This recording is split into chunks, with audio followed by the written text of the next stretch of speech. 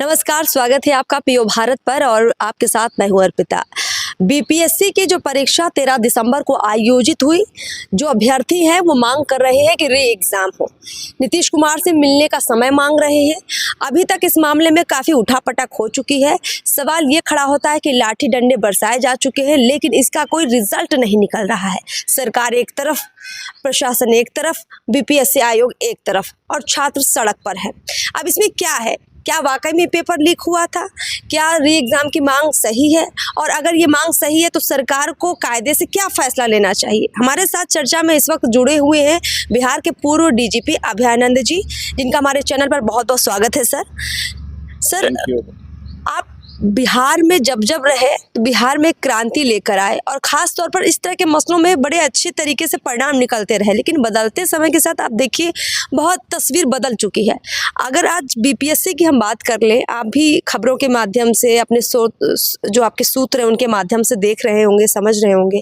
BPSC का ये जो पेपर हुआ 13 दिसंबर को, ये जो गड़बड़ी हुई बापू सेंटर पर और उसके अलावा कई सेंटर की जो बात कही जा रही छात्रों के जरिए, इस पूरे मामले को आप किस तरह से देखते हैं? सबसे पहले तो हम आपसे ये जानना चाहेंगे। बात कही जा रही छात्रों के जरिए, आपने जो प्रश्न किया है तो मैं भी पहली बार इस पर सोचने के लिए विवश हुआ, और जो सबसे पहला शब्द स्ट्राइक किया मुझे वो है सर्विस।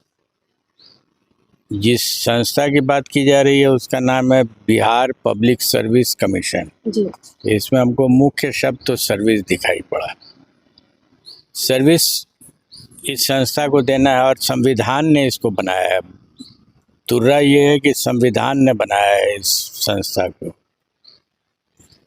अपॉइंटमेंट इसके चेयरमैन और अन्य लोगों का सरकार करती होगी। तो प्रश्न ये उठा मेरे मन में कि अगर ये सर्विस है तो ये सर्विस हम लोग या बीपीएससी किसको देती है? ऑब्वियसली यहाँ के स्टूडेंट्स को देती है, जो यहाँ के आम नागरिक भी हैं, एक पर्टिकुलर कैटेगरी में हैं और वो इम्तहान देते हैं, सर्विस में आते हैं, सर्विस उनको दी जाती है।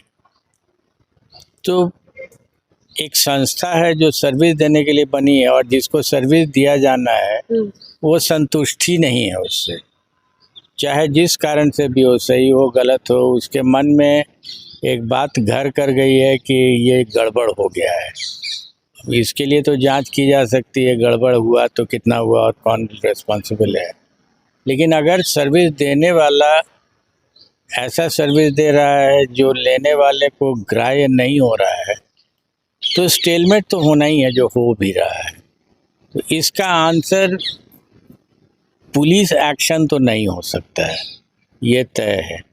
अब रही बात कि संविधान में जब भी इस तरह के स्टेलमेट्स होते हैं तो बेस्ट होता है या तो जुडिशरी इंटरवीन करे।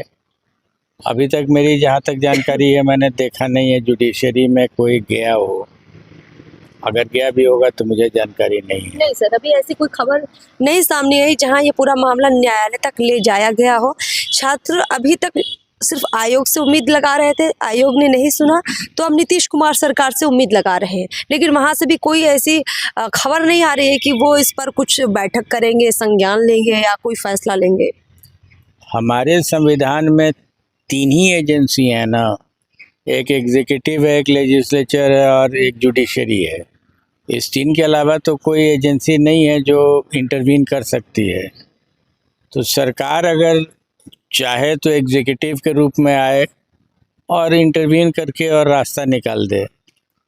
अगर वो नहीं कर सकते हैं तो दोनों पार्टीज़ में से, अर्थात बीपीएससी और ऑब्लिक सरकार और स्टूडेंट्स, ये 2 पार्टीज़ हो गए हैं। ये दोनों में से कोई एक पार्टी जुडिशरी में जाए और कोई समाधान निकलवा ले जो सर्वमान्य हो। एक तीसरा एजेंसी है लेजिस्लेचर, एक असेंबली बुला ली जा सकती है और इस पर एक debate specifically for this issue, और इस पर एक डिबेट करके और जो भी निर्णय हो जनप्रतिनिधियों का उसको मान्यता दी जा सकती है। तो कोई ना कोई तो रास्ता निकालना पड़ेगा। ये स्टेलमेट बहुत दिनों तक अच्छी चीज़ नहीं होगी। बिल्कुल। और सर, जो बात बीपीएससी की संभावना की आप कर रहे हैं कि वो एक रास्ता निकालें, तो अभी पिछले कल ही जो बीपीएससी के परीक्षा कंट्रोलर हैं राजेश जी, उन्होंने साफ कहा कि कहीं कोई गड़बड़ी नहीं हुई है। बापू परीक्षा सेंटर में जो भी अनियमितता हुई उसकी वजह से उसका री एग्ज़ाम लिया जाएगा 2 जनवरी को। लेकिन बाकी जितने सेंटर हैं वहाँ जो भी परिणाम आएगा वो जारी किया जाएगा और अप्रैल में इसकी मेंस परीक्षा होगी, इसकी तैयारी छात्र करें। तो बीपीएससी तो सिरे से नकार रहा है री एग्जाम की मांग को। अब छात्र सरकार की तरफ देख रहे हैं, नीतीश कुमार सरकार को उम्मीद लगा रहे हैं कि शायद सरकार कुछ इस पर फैसला ले, बीपीएससी को कोई निर्देश दे, कोई आदेश दे। सर, हम आपसे ये समझना चाह रहे थे कि इसमें सरकार का कितना बड़ा रोल हो सकता है? क्या जब भी इस तरह का कोई मामला फंसता है, सरकार सीधे सीएम इसमें एक्शन ले सकते हैं? उन्हीं को लेना ही पड़ेगा, क्योंकि बीपीएससी के बारे में जो आपने कहा कि उनके एग्जामिनेशन कंट्रोलर ने कहा कि सब सही हुआ है, he is a party, therefore उनकी बात को बहुत महत्व नहीं दिया जा सकता है। तो जो हमने आपको अपने एक्सप्लेनेशन में बताया कि executive which means the chief minister, he heads the executive, उनके लिए लाजमी हो जाती है कि वो इंटरवीन करें, और अगर अपने नहीं कर सकते हैं, बेस्ट तो होता है कि कोई एक कमेटी बना करके और रिजॉल्व करा देते हैं जिस पर सबको भरोसा हो जाता है। दूसरा है कि अगर वो उन पर बहुत भरोसा नहीं हो सके, कुछ दिनों के बाद भरोसा उन पर भी ख़त्म हो जाएगा अगर लंबे समय तक चल गया, तो फिर दो ही अंग बच जाते हैं, एक जुडिशरी और दूसरा लेजिस्लेचर। फिर इस पर आना पड़ेगा और वो भी निर्णय तो एग्जीक्यूटिव को ही लेना पड़ेगा। बिल्कुल। और ये एक लंबी प्रक्रिया भी होती है। अभी देखिए 10 दिन आंदोलन को हो चुका है। छात्र जो है पटना के गर्दनी बाग में सत्याग्रह कर रहे हैं। हमने देखा वहाँ पर सैकड़ों की तादाद में लड़कियां भी हैं, लड़के भी हैं। रात भर इस ठंड में वो लोग सो रहे हैं और उम्मीद में है कि कल सुबह हो सकता है कोई अच्छी खबर आ जाए। लेकिन इसी बीच हम ये देख रहे हैं कि पहले गुरु रहमान सर, फिर खान सर, ऐसे कई लोग, कई राजनेता सामने आए और समर्थन दे रहे हैं, विपक्ष के नेता भी। लेकिन ग्राउंड पर जो छात्र झेल रहे हैं शायद उसको समझना हमारे लिए भी मुश्किल है।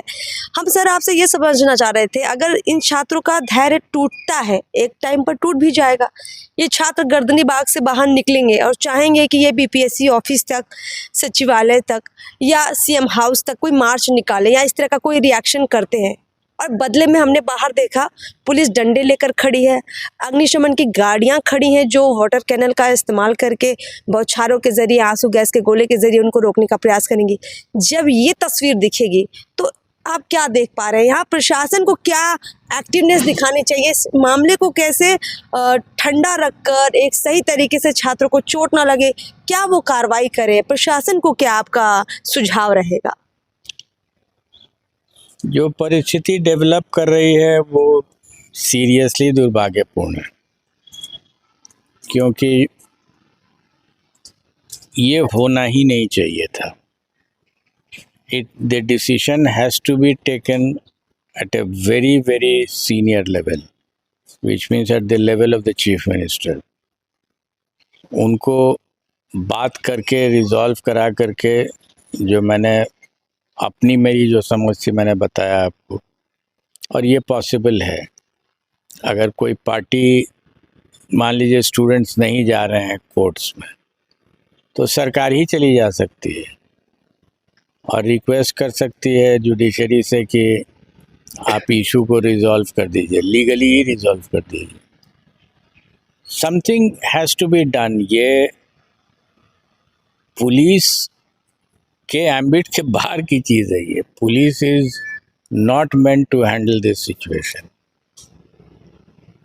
पुलिस इस मामले में केवल मध्यस्थता की भूमिका में आ सकती है, जहां ये कोशिश कर सकती है कि मामला बहुत ज़्यादा गंभीर ना बने, छात्र कंट्रोल में रहे और कोई अव्यवस्था ना फैले। लेकिन फैसला तो नीतीश कुमार को ही लेना पड़ेगा। सर, एक मैं अंतिम सवाल आपसे लेना चाहूँगी। छात्रों के मन में शंका हो चुकी है कि पूरे मामले में कहीं ना कहीं बहुत बड़ी गड़बड़ी हुई है। हम देख रहे हैं कि आयोग इस तरह से अड़ा हुआ है कि वो मानने को तैयार ही नहीं है कि गड़बड़ी हुई है। छात्र कई तरह के एग्जाम्पल दे रहे हैं, कई तरह की बातें रख रहे हैं, कई सबूत दे रहे हैं। अब इस बीच में मैं आपसे ये जानना चाह रही थी कि जो ये एग्ज़ाम हुआ था, क्या बिहार में जब जब ऐसा एग्ज़ाम होता है, कोई ऐसा नेटवर्क है जो छात्रों को बैठाता है, पेपर रटवाता है, पास करवाता है? और ये लगभग हर एग्ज़ाम की कहानी होती है। तो इस एग्ज़ाम में नहीं होगा ऐसा बीपीएससी मानकर क्यों बैठी है? ऐसा सरकार मानकर क्यों बैठी है? एक हिंदी में कहावत है, ग्वालिन अपने दही को खट्टा कभी नहीं करते। तो शायद यही अप्लाई कर रहा है। जिनको दिया गया कि आप टेस्ट कंडक्ट कराइए, उनकी क्रेडिबिलिटी कई वर्षों से हम जो टीवी चैनल्स पर देखते हैं, 68वीं बीपीएससी, 69वीं, पता नहीं हर बीपीएससी में प्रॉब्लम ही प्रॉब्लम दिखता है। और शक की सुई हर समय घूमते रहती है। सही है गलत है ये तो मैंने इन्वेस्टिगेट नहीं किया है, लेकिन अगर सीरियसली इन्वेस्टिगेट करके 5-6 महीने में निकाल दिया जाए तो things can be found out. कभी कभी लगता है कि बहुत नज़दीक आ गए हैं, पता चल जाएगा, फिर वो मामला ठंडा हो जाता है और बस्ते में चला जाता है। तो इससे शक बहुत बढ़ जाता है। ऐसे भी आप जानते हैं, बीमारी का शक अगर हो जाए तो वो ज़्यादा घातक होता है बनस्पत की डायग्नोसिस होके क्लियर हो जाए कि हाँ ये बीमारी है। करेक्ट। चलिए इस चर्चा को हम यहीं समाप्त करते हैं। तो अभयानंद जी ने एक बात बहुत स्पष्ट कर दी है कि इस पूरे मामले का सॉल्यूशन निकाला जाना चाहिए, क्योंकि जैसे जैसे समय बीतेगा मामला और गंभीर हो जाएगा और इस समस्या का समाधान या तो न्यायालय निकाल सकता है या फिर बिहार सरकार, नीतीश कुमार निकाल सकते हैं। और इस मामले को अब प्रशासन के हाथ में ना देकर खुद नीतीश कुमार सीएम के रूप में एक्शन में आए और इस मामले में छात्रों की मांग पर गौर करें और कुछ परिणाम निकाल कर उनको ज़रूर दें। चलिए फिलहाल इस लाइव में इतना ही। आपका बहुत बहुत शुक्रिया सर, हमारे साथ जुड़ने के लिए, इस खास बातचीत के लिए आपका बहुत बहुत धन्यवाद। तमाम दर्शकों का भी बहुत बहुत शुक्रिया। नमस्कार।